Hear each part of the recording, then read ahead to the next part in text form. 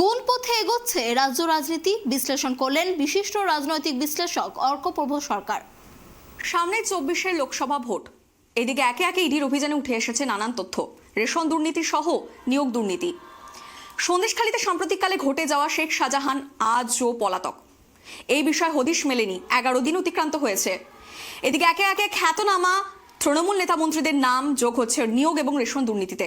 এই বিষয়ে জেনে নেব আমাদের রাজনীতি বিশ্লেষক অর্কপ্রভ সরকার কি বলতে চাইছেন। দাদা, আপনার কি অভিমত? দেখো, তুমি যে কথাটা বললে, রাজীব কুমার রাজ্য পুলিশের মহানির্দেশক গঙ্গাসাগর মেলার প্রস্তুতি পর্বে গিয়ে বলেছিলেন যারা আইন হাতে তুলে নিয়েছে তাদেরকে স্পেয়ার করা হবে না। তারপর তো 11 দিন কেটে গেল, যেটা তুমি বললে, কিন্তু এখনো শেখ শাহজাহানকে খুঁজে পাওয়া যাচ্ছে না। কিন্তু শেখ শাহজাহানের আইনজীবী আদালতে উপস্থিত হয়ে বলছেন যে শেখ শাহজাহান মামলায় যুক্ত হতে চান।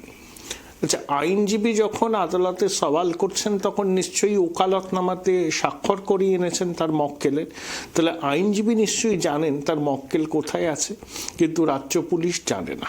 আসলে 13 তলা 14 তলা চাইছে না বলেই শেখ শাহজাহান এখনো পর্যন্ত ধরা পড়ছে না। যেদিন 13 তলা 14 তলার সবুজ সংকেত পাবে সেদিনকে শেখ শাহজাহান ধরা পড়বে। আসলে শেখ শাহজাহান ধরা পড়লে লোকসভা নির্বাচনের আগে শাসক দলের অস্বস্তি বাড়বে। একা তো শেখ শাহজাহান নয়, এরকম অনেক রত্ন আছে, মুদাসসার, কাইজার ইত্যাদি ইত্যাদি। এরা সব এক একজন আঞ্চলিক মানসত্তা। ভোটের সময় এরা কি করে, কিভাবে এলাকায় সন্ত্রাসের পরিবেশ বজায় থাকে, সেগুলো পশ্চিমবঙ্গের মানুষ তাদের জীবনের অভিজ্ঞতা থেকে শিখেছেন। তাহলে শেখ শাহজাহান ধরা পড়লে ইডির কাছে তাকে হস্তান্তর করতে হবে। তখন শেখ শাহজাহান যদি সব কথা বলতে শুরু করেন তাহলে প্যান্ডোরার বাক্স খুলে যাবেন। তো প্যান্ডোরার বাক্স খুলে গেলে শুধু জ্যোতিপ্রিয় মল্লিক কেন, আরও বড় প্রভাবশালীরা বিপদে পড়তে পারে। সেই জন্য শেখ শাহজাহানকে মরিয়া হয়ে বাঁচানোর চেষ্টা করছে রাজ্য প্রশাসন, এটাই একটা অভিযোগ বিরোধীদের। সেই জন্য মাননীয় বিচারপতি জয় সেনগুপ্ত পর্যন্ত আইনজীবীকে বলেছেন যে আপনার মক্কেলকে আত্মসমর্পণ করতে বলুন। কালকে সোমবার যখন কলকাতা হাইকোর্টে মাননীয় বিচারপতি জয় সেনগুপ্তর এজলাসে শুনানি হচ্ছিল, তখন রাজ্যের অ্যাডভোকেট জেনারেল কিশোর দত্ত সওয়াল করছিলেন, এবং কিশোরবাবু যখন সওয়াল করছিলেন তার পাশ থেকে একজন আইনজীবী বারবার কিশোরবাবুকে নানা রকম কথা বলছিলেন, পরামর্শ দিচ্ছিলেন। কিশোরবাবু একসময় বিরক্তি বোধ করেন, বলেন আপনি চুপ করুন, আমি যা বলার সেটা বলবো। মাননীয় বিচারপতিরও দৃষ্টি এড়ায়নি, তিনি জানতে চান এই আইনজীবীটি কে। তখন সেই আইনজীবী বলেন তিনি শাহজাহানের হয়ে সওয়াল করছেন, তাকেও যেন মামলায় যুক্ত করা হয়।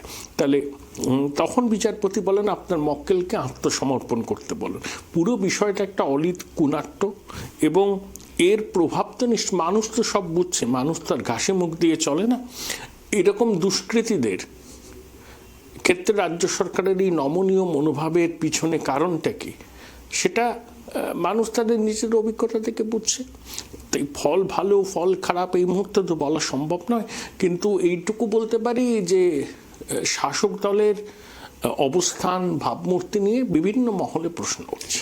কিন্তু আমাদের আরেকটি প্রশ্ন রয়েছে, আমরা সরাসরি চলে যাব আপনার দিকে। সেটি হচ্ছে দফায় দফায় নাম উঠে আসছে তৃণমূল নেতা মন্ত্রীদের নাম। সাম্প্রতিককালে ঘটে যাওয়া নাম আরেকটি হলো সুজিত বোস, যার বাড়িতে ইডি হানা দেয়, এবং তিনি বেশ খ্যাতনামা একজন মন্ত্রী। তো আপনার কি মনে হয় যে দুর্নীতিকাণ্ডে কি তারও নামটা মানে এই যে জুড়েছে? এটা আমি ওভাবে বলতে পারবো না, তদন্তকারী সংস্থার দায়িত্ব, তারা কিভাবে তদন্ত করবে। সুজিত বসু পুরনো রাজনীতিবিদ, প্রায় 4.5 দশক তিনি রাজনীতি করছেন। একসময় আর মানুষের কাছে তার জনপ্রিয়তা বেশ খানিক, আমরা যা জানি। সে জনপ্রিয়তা না কতটা কি সেটা বলা যাবে না। উনি একসময় রোল বিক্রি করতেন, তারপরে আস্তে আস্তে অন্য পেশাতেও গেছেন। কেউ রোল বিক্রি করতেই পারেন, ওই সময় বহু ছেলে মেয়ে ক্যাসেটের দোকান, রোলের দোকান দিতেন। কিন্তু সুজিত বাবুর পৈতৃক বাড়ি ডায়াগোনালি অপোজিটে যে আলিশান বাংলোটা তৈরি করেছেন, সেটা নিয়ে প্রশ্ন উঠছে। ওনার কি ব্যবসা, তার কত টাকা তাতে লাভ হয়, তিনি কি কোনো পেটেন্ট আবিষ্কার করেছেন, আবিষ্কার করে কিছু নগদ পেয়েছেন, তার ট্রানজাকশন কি, উনি এক্স্যাক্টলি ওনার ব্যবসাটা কি। 2-একটা রেস্টুরেন্ট আছে, তো ওই আলিশান বাংলোর উৎস কি, এবং নিতাই দত্ত বলে একজন, যিনি সুজিত বসুর ডান হাত ছিলেন, এখন South Dumdum municipality vice chairman, তার কয়েকটি সম্পত্তি বাজেয়াপ্ত করেছে এনফোর্সমেন্ট ডিরেক্টরেট। নিতাই দত্ত সুজিত বোসের অঙ্গুলি হেলনে চলেন। সুজিত বোস ওনাকে ভাইস চেয়ারম্যান করেছেন অনেকগুলো দপ্তরের দায়িত্বে, সেটা নিয়ে সাউথ দমদম মিউনিসিপ্যালিটিতে সমস্যা হয়েছে। পরে পুরমন্ত্রী ফিরহাদ হাকিমের নির্দেশে তার কাজকর্ম চলছে। তা সুজিত বসু আবার অনেকে অভিযোগ করেন তার মেয়ের বিয়েতে নাকি কত কেজি সোনা দিয়েছিলেন, একটি 5 স্টার হোটেল নাকি 15 দিন ধরে বুক করে, এসব হয়েছে। অনেকে বলেন সুজিত বসুকে ক্লারিফাই করতে হবে তার আয়ের উৎস কি, কেন তাকে নিয়ে এত বিতর্ক ইত্যাদি। তাহলে দাদা আমরা জেনে নেব যে আসন্ন লোকসভা ভোটে কি সত্যিকারেরই তৃণমূলের এই ভোট বা সিট সংখ্যার উপরে কোনো প্রভাব পড়তে পারে বলে আপনার মনে হয়? না, আমি এই মুহূর্তে বলতে পারবো না। নির্বাচন এখনো 2-3 মাস দেরি আছে, সময় এগোক, আরও অনেক ঘটনার ঘনঘটা ঘটবে, তারপরে একটা আভাস পাওয়া যেতে পারে যে কি হবে। আর এখন আলোচনার নিরিখে রয়েছে, আমরা সকলেই জানি, অযোধ্যার রাম মন্দির, যা সাম্প্রতিককালেই উদ্বোধন হতে চলেছে আনুষ্ঠানিকভাবে 22শে জানুয়ারি। আর এই যে সিচুয়েশন চলছে, এই সিচুয়েশনে অলরেডি অনেক রাজনীতিবিদরা এবং বিরোধী দলের যারা রয়েছেন প্রার্থীরা, তারা কিন্তু বয়কট করে ফেলেছে। মানে রীতিমতো কংগ্রেস অলরেডি বলে ফেলেছে যে আমরা যাব না, আমরা রীতিমতো বয়কট করছি। এবং শঙ্করাচার্য গতকাল বলেছেন যে আমরা এই যে আনুষ্ঠানিক যে উদ্বোধনের দিন, আমরা এই মানে অনুষ্ঠানটি বয়কট করব। আর এছাড়াও আমাদের রাজ্যের মুখ্যমন্ত্রী বলেছেন এটি একটি গিমিক শো। তো এই বিষয়ে আপনার কি অভিমত রয়েছে, আপনি যদি দর্শকদের উদ্দেশ্যে একটু বলেন। গিমিক তো নয়, রাম মন্দির তো তৈরি হচ্ছে, কেউ যেতে চায় কেউ যেতে চায় না। কংগ্রেস বলছে এটা বিজেপি RSS এর রাজনৈতিক এজেন্ডা, মমতা বলছেন ধর্ম যার যার, উৎসব সবার। কিন্তু মর্যাদা পুরুষোত্তম শ্রী রামচন্দ্রের মন্দির তৈরি হচ্ছে, শতবর্ষের সাধনা রাম মন্দির স্থাপনা। আমন্ত্রণ যারা পেয়েছেন তাদের যাওয়া উচিত, এটুকু আমি মনে করি। বিজেপি এটা নিয়ে প্রচার করছে সনাতন বিরোধী, সেটা রাজনৈতিক প্রচার। নরেন্দ্র মোদী তো থাকবেন, কারণ বিজেপি RSS বিশ্ব হিন্দু পরিষদ না থাকলে ওই অযোধ্যায় রাম মন্দির নির্মাণের আন্দোলনও গতি পেত না। সুপ্রিম কোর্ট নির্দেশ দিয়েছে ঠিকই, তারপরে তো উদ্বোধন, শিলান্যাস, মন্দির তৈরি সব কিছুই কেন্দ্রীয় সরকারের সহায়তায় হয়েছে। তো বহু মানে পৃথিবীর সব থেকে প্রাচীন আন্দোলন, কয়েক লক্ষ মানুষ মারা গেছেন, অনেক অ্যাগ্রেশন আমরা সহ্য করেছি, তারপরে এই মন্দিরটা হচ্ছে। এতে রাজনীতির ঊর্ধ্বে রাখাই উচিত, যারা যাচ্ছেন না তাদের। দাদা, আপনার কাছে আরেকটি প্রশ্ন নিয়ে আসবো, আপনাকে একটু থামাচ্ছি। শুধুই কি হিন্দুত্ববাদ নাকি এটি কোনো ভোটিং স্ট্র্যাটেজি রয়েছে? মানে নরেন্দ্র মোদী কি ভাবছেন নতুন করে এই অযোধ্যা রাম মন্দির উদ্বোধনের মাধ্যমে? আপনি কি বলতে চাইছেন? আপনার কি না বললো হিন্দু জাগরণ হচ্ছে, তার প্রভাব পড়বেই, এটা ওরা মনে করছেন।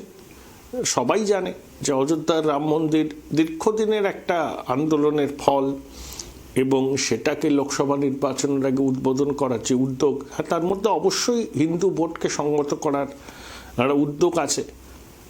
তার সুফল নিশ্চয়ই বিজেপি পেতে চাইবে, এইটুকুই।